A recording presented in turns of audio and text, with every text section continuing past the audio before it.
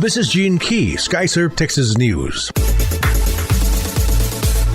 From the battle over Texas mental standards file, a Fort Worth man whose execution was scheduled for Wednesday has been granted a stay after the Supreme Court ruled in a separate 2017 case that Texas standards for determining intellectual disability in death row inmates are outdated. Juan Segundo killed Vanessa Villa in her Fort Worth home in 1986. 55 years old Juan Ramon Meza Segundo was set to die for the 1986 rape and murder of 11-year-old Vanessa Villas, found strangled in her Fort Worth home. DNA evidence at the scene linked the crime to Segundo, who was married to a family friend and attended Vanessa's funeral. He was tried in Tarrant County in 2006. Segundo was also linked to the rapes and strangling of two other local women in 1994 and 95. Old standards used to gauge intellectual disability include the subject's ability to lie convincingly and their family's perception of their capabilities. Segundo's IQ consistently measured around 75, and he was unable to read a clock or tell left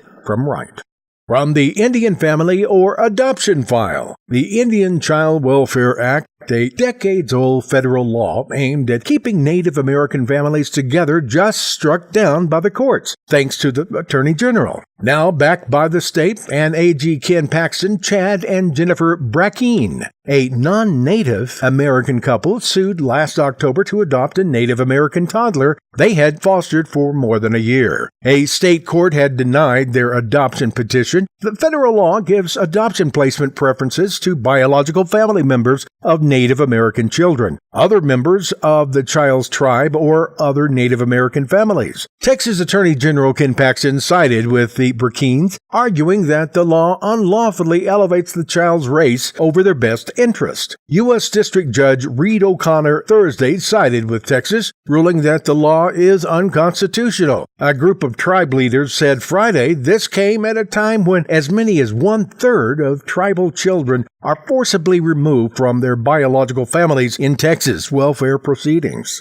From the Texas Festival File, planning a road trip through Texas. Don't miss the San Antonio Beer Festival. It's San Antonio's original beer fest, pouring 400-plus premium and craft beers from 125 breweries from around the world. The festival is jam-packed with porters, stouts, pilsners, ales, sweet sours, Belgian, ciders, and lager, to name a few. Beyond beer, the San Antonio Beer Festival features music, games, wine, ciders, food trucks, food booths.